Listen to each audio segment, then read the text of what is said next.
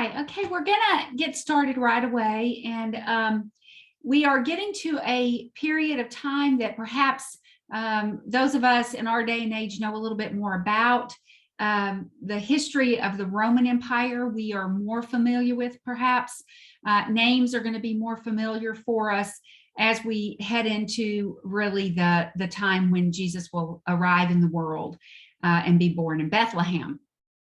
And so when we left off last week, our last class, we talked about how this Antipas of Edom, he was an Edomite, so he was a descendant of Esau, has become, which is now part of this Jewish state. He's grown very interested. He's very interested in the conflict and the struggle between, Aristobulus and Hyrcanus, and Hyrcanus over who's going to rule in Jerusalem. Now, as you recall, Hyrcanus is now out in Arabia, and we talked about this last class. If you look at the map on the screen, you'll see that area sort of out east of the Jordan River and out east of the Dead Sea is really that the extension of the kingdom, though really the area that the Arabs really had, the main locality and the provinces were really smaller than that and more confined than that. But Hyrcanus fled Jerusalem. He made this pact with his brother Aristobulus that they would be at peace. Then there was a resurgence of that struggle, and really Hyrcanus he's run out of town. So he's out in the Arabian area. He's among the king there and all of his entourage. And so Antipater sees the conflict, and he sees it as an opportunity to maybe seize some power. He had always dreamed that he would be the king of Judea. And so he goes out to Arabia and tries to persuade Hyrcanus to come back and to rightfully demand that he be given back his position. Now, it's not difficult to persuade Hyrcanus to do that. He's convinced pretty easily that he's been unjustly deprived of what he had inherited rights to. So the Nabatean Arabs would come into Jerusalem with Hyrcanus, and they would usurp. They come into Jerusalem, they usurp and reclaim the throne for Hyrcanus. So they invade Palestine, they come into Jerusalem, they besiege it. Aristobulus shuts himself up in Jerusalem, prepares for a long siege. And all this time and all this while, we have a Roman general, a Roman leader who's over east. He's over far east, and he's building up the Roman territories and lands, and he hears of the struggle in Palestine, and he begins to take an interest in what's happening in Palestine. Now, remember, this land of Palestine is a real critical point. It's right on the Mediterranean Sea. It's between Syria and Egypt, two in the past very powerful empires, big players on the political scene. And so Pompey, who's out east of Arabia, notices the conflict. He knows that the king of Arab is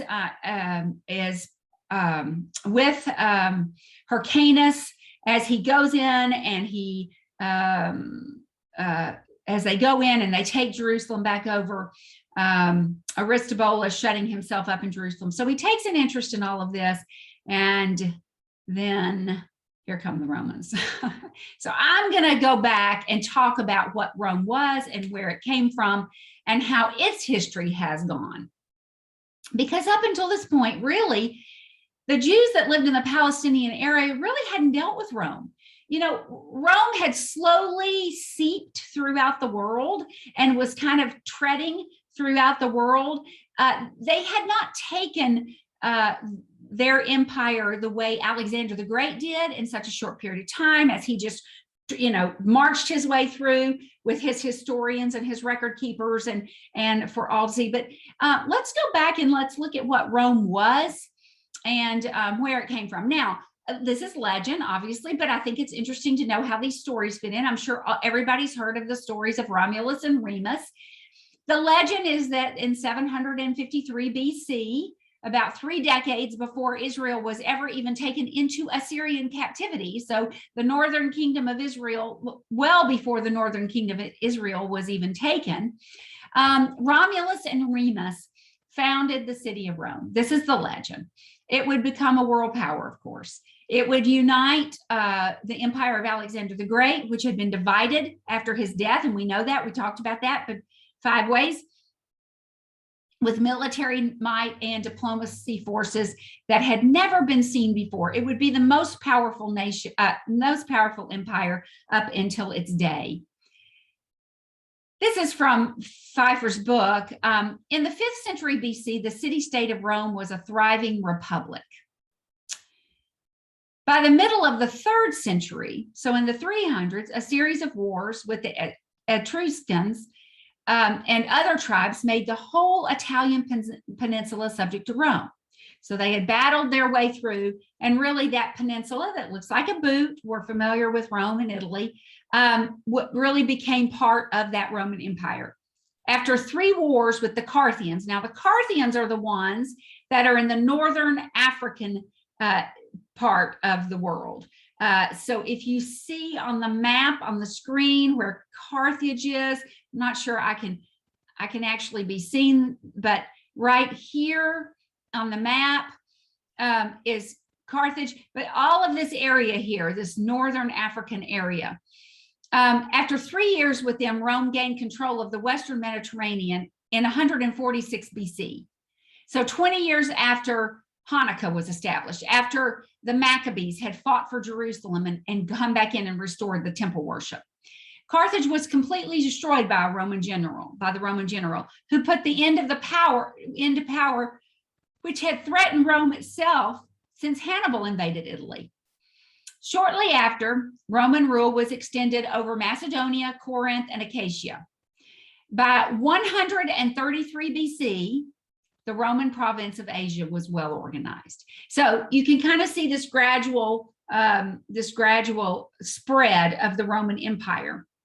And of course, it will greatly affect, as we know, the Jews living in Palestine.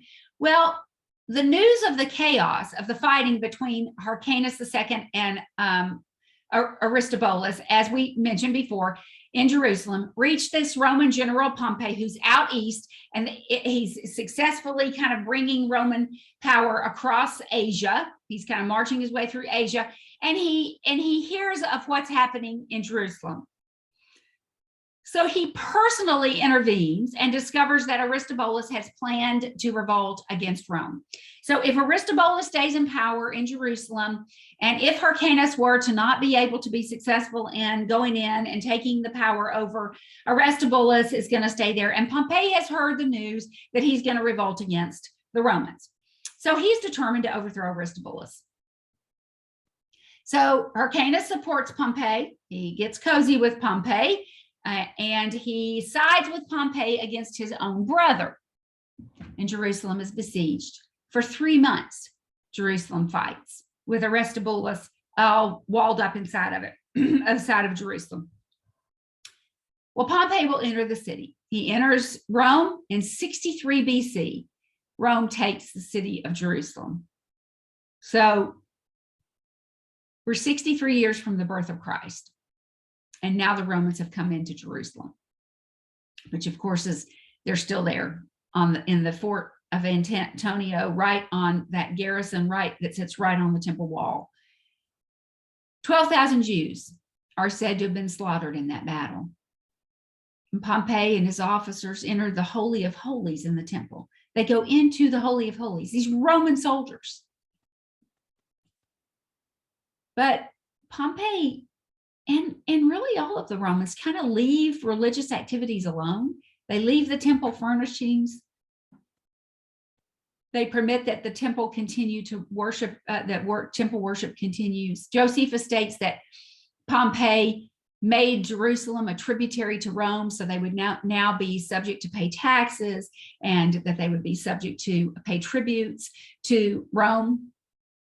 And the last of the Jewish national independence had been removed at this point. So here we are. We're just 63 years out from Jesus being born, and the Romans have arrived. But Jerusalem has never been really at peace throughout these 400 years. So Judah or Judea becomes now a Syrian province of Rome. With the defeat of Aristobulus, Judea becomes part of the Roman province that is identified with Syria. So if you look at the map, those purple areas are the Roman provinces. And that's where it lies. Hyrcanus is rewarded for his loyalty to Pompey. He's given the high priesthood. The coastal cities and the non-Jewish cities east of the Jordan and Samaria were taken from Judea. They were taken away from them. They weren't part of them any longer. The coastal cities, the non-Jewish cities, all became part of that Roman peace, but they were not part of Judea any longer. Hyrcanus was the governor of everything, to include Galilee, Edom, and Perea, and Hyrcanus paid a yearly tribute to Rome. Okay, so the Roman provinces are in purple. The Roman protectorates are in orange, and you can see that Palestine and then Syria is part of that as well. So, okay. So let's look at Antipater, this Edomite king. So during the years of strife between Aristobulus and Hyrcanus, Antipater, as we have noted before, took a great interest in the politics of Judea. He formed a friendship with Hyrcanus, and Hyrcanus relied on Antipater. And really, Antipater, he really became the brains behind the power. He became the power behind the throne. The Jews very much resented the presence of Antipater because he was an Edomite. He was a son of Esau. They almost hated him as much as they hated the Romans, being in the middle of everything. Antipater begins to seek power and position for his two sons, Herod and Phasael. So he's got two sons, Herod and Phasael. He starts seeking power for them. He's under the sway of Hyrcanus. Hyrcanus has been loyal now to Pompey. And so all of that is going to be mixed up in all of that. Now, Julius Caesar is the king at that time in Rome, and Julius Caesar is killed by Cassius and Brutus in the theater in Pompeii on the Ides of March, which is the 15th of March in 44 BC. Now, for you Shakespeare fans, you know all of this, but this is history that connects back to the Jews. This is important for the Jews and for Jerusalem. Antipater, who is Herod the Great's father, and his son show loyalty to Cassius by collecting tribute funds and taxes and giving them to this new regime of Cassius. Cassius gives Herod the title of procurator of Judea, with a promise that he will one day be the king there. So he's already positioning Antipater to be the king of the Jews. However, since the assassination of Caesar, there's a lot of unrest in this. There's a lot of unrest in the Roman Empire across the board, and civil war is raging between the generals of Caesar, former generals of Caesar, and the parties of the assassination. So lots is happening, lots of conflict still, and there's nothing settled yet in the Roman Empire. There's a man named Mark Antony, who I'm sure most of you know of, and Mark Antony had been in charge of many of the Roman provinces in the days of Caesar, prior to when Caesar was killed, to include Egypt, where there was a queen named Cleopatra. And that's how Mark Antony came to know Cleopatra. In 42 BC, so 42 years before Jesus comes into the world at the Battle of Philippi, Mark Antony and Octavian, two of Julius Caesar's old generals, avenge the death of Caesar and end Roman civil wars. The Parthians, who occupied a part of the eastern territory of the once mighty Persian Empire, attack Jerusalem and they take it. So now the Parthians have taken Jerusalem. They make the son of Aristobulus the high priest and the king. So now John Hyrcanus is a problem. Herod, who had inherited the throne of Judea after Hyrcanus's death, is afraid and he flees from Rome. And he wins favor with Mark Antony. And Antony bestows upon him the title King of the Jews. So now he's got the title that he wanted. And of course, the problem is that though Mark Antony gives him the title, he's in Rome, and it means nothing to the people who are living in Palestine because the Parthians are there. And so they're now in the middle of Parthian rule, and it meant nothing to them that that Herod has been made king of the Jews in Rome. Well, we're going to begin looking at Herod the Great. Roman forces help Herod in his military operation. They help out Herod the Great.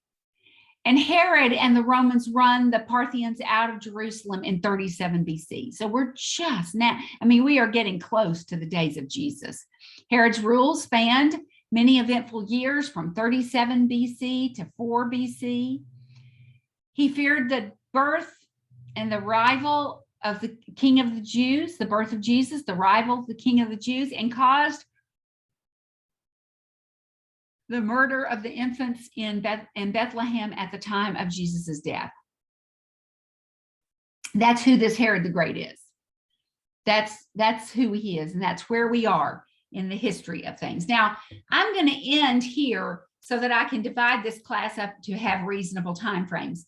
My next class may be a little bit longer, but we're going to finish out the study of Between the Testaments, and we're going to then be able to open the curtains to what was happening during the days of the harmony of the gospel. All right. Thank you very much.